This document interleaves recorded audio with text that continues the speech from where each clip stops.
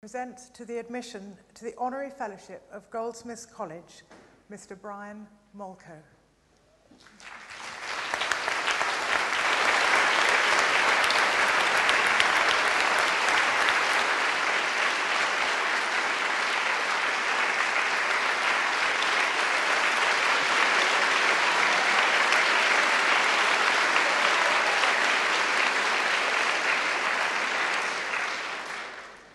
Chair, I present to you Mr. Brian Molko for admission to the Honorary Fellowship of Goldsmiths College.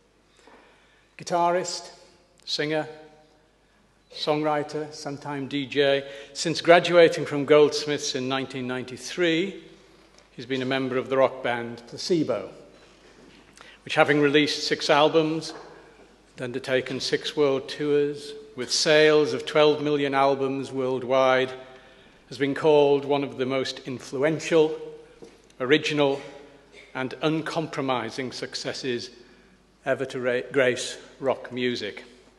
Brian's songs have been described in the Times as tales of pleasure, pain, and deviant sex. Over the years, he's collaborated with countless artists, too many to mention, but these include Jane Birkin, David Bowie, Robert Smith and The Cure, and Michael Stipe of R.E.M. Born in Brussels to an American Jewish businessman father and a Scottish Catholic mother, Brian spent periods in Lebanon and Liberia as an infant before his family finally settled in Luxembourg, a country he does not like, and which is compared to David Lynch's Twin Peaks. After completing his education at the American International School of Luxembourg, therefore, he came to Goldsmiths to read drama and theatre arts, matriculating when he was only 17 years old. This meant that he was, of course, the youngest person on the programme and is remembered by members of the drama department as a quiet student, despite his penchant for wearing kohl eyeliner. Needless to say, Brian was by no means the first man to wear makeup at Goldsmiths, although he did make a bit of an impression with his nude performance in Scar Tissue, his quasi-autobiographical final year performance piece. Brian has explained that for him, graduating was a liberating experience because he felt that it meant he had fulfilled his parents' expectations. Living on income support in Drakefell Road, trying to find the money to make short films and performing in small Deptford pubs was a different matter, however. Things changed after a chance meeting with another former student of the American International School of Luxembourg, Stefan Oldstall, at South Kensington Underground Station. Brian suggested that Stefan watch him play an acoustic set in Deptford. After the gig, apparently, Steph came up to Brian and said, "I really like what you're doing. Let's make some music together and see what happens." Once they'd recruited a drummer, I believe it was in a Burger King in Lewisham High Street, if I got that correctly, a classic rock trio was formed, with Brian on guitar and vocals and Stefan playing bass. And you only have to listen to the driving guitar, bass, and drums together with Brian's distinctive high vocals on their 1995 debut single, Bruce Pristine, which entered the charts on its re-release in 1997, or the song for which, for obvious reasons, they're perhaps best known, Nancy Boy, which reached number 5, to appreciate that Placebo's sound patently has its roots in punk rock, albeit with an arty twist. Even their choice of name involves wordplay, because placebo is not only Latin for I shall please, but a placebo is, of course, a drug of no pharmaceutical value.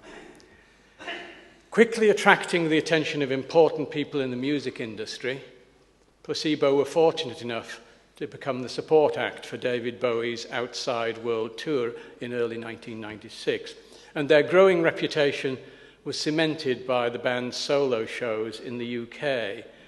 Placebo's eponymous first album, released on the 16th of July 1996, went as high as number 5 in the album chart. The band played the Reading and Leeds festivals in the same year, embarking on European and American tours in November. On the 9th of January 1997, they played at Bowie's 50th birthday bash at Madison Square Garden in New York.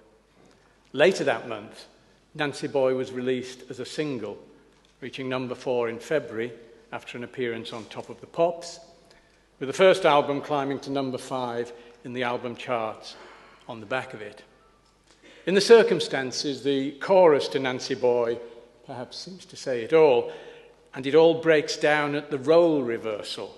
Got the muse in my head, she's universal, spinning me round, she's coming over me.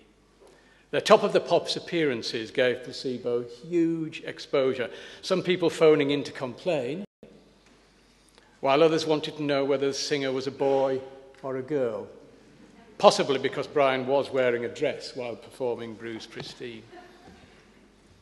Placebo's subsequent albums, Without You I'm Nothing, 1998, and Black Market Music, 2000, also did well in Britain, the latter also going triple platinum in France. Sleeping with Ghosts, 2003, was released with a bonus disc, the aptly named Covers, comprising cover versions of songs by various artists, including Kate Bush's Running Up That Hill and the Smiths' Big Mouth Strikes Again, which had also been the Nancy Boy B-side. Despite being leaked on the internet before its official release, Meds in 2006 was number 1 in 7 different countries. Battle for the Sun, 2009, has been seen as a turning point in Placebo's career, but the band nevertheless sold out the O2 Arena on the 9th of December 2009. Having just released an EP entitled B3, they're currently working on their 7th album. Throughout his career, Brian has been terrifyingly open about sex, drugs, and rock and roll, honest about his own sexuality, and outspoken about homophobia. For me, he has observed fame has no cultural value except if you use it to save the world like Bono or Angelina Jolie. Getting a good table at a restaurant doesn't make you a better person. He was, however, quite touched, he says, by the global campaign conducted by his fans on Twitter when he celebrated his 40th birthday last week. I hope he's equally touched to come back to Goldsmiths. Welcome home, Brian. Chair, I present to you Mr. Brian Molko for admission to the Honorary Fellowship of Goldsmiths College.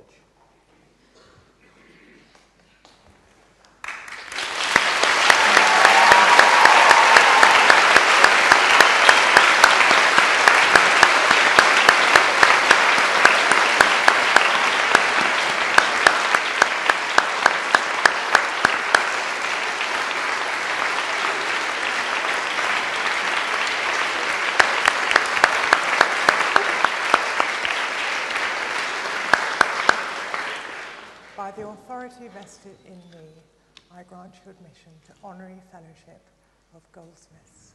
Thank you.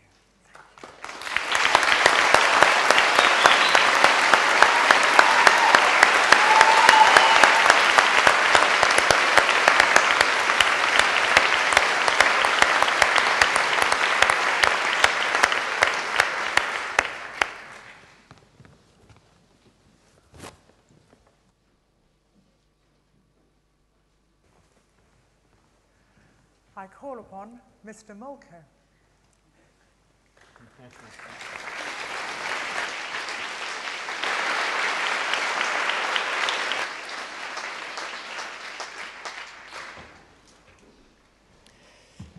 I'm very nervous, so please bear with me, particularly if my mind goes blank.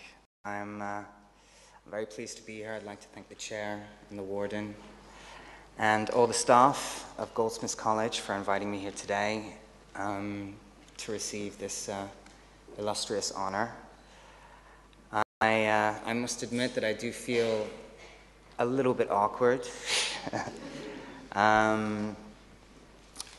This is the first time I've come back in about 20 years, so the prospect of standing in front of you all is quite a daunting one. And particularly since I have never really considered myself much of a musician, a decent songwriter perhaps who associates with talented musicians, and who's managed to steal some of the credit. So to stand in front of you all, graduating students, congratulations, is a humbling experience for me. So I'd like to thank you for that. You know, I write simple, repetitive songs which scratch at the surface of this magnificent and magical art form, which is music. So, you know, I'm very humbled to be here. So I'd like to congratulate you all for having the determination and the courage of your convictions and the singular vision that's necessary to come as far as you all have already. And I wish you all the best. With that, thank you very much.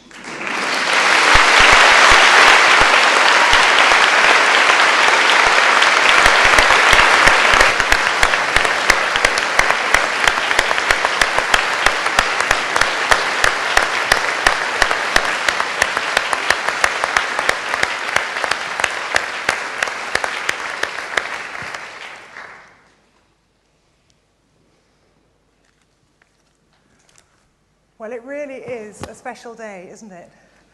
To have presented all those degrees and to have admitted Brian Molko into Honorary Fellowship of Goldsmiths is a tremendous honour, and it's a real privilege for all of us to be here today. I didn't mention modesty in the list of attributes of Goldsmiths students, and I really don't think it's justified in Brian's case.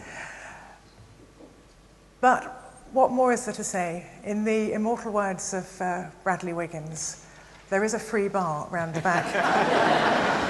So on that note, I declare this ceremony for the presentation of graduates and admission to Goldsmiths Honorary Fellowship closed.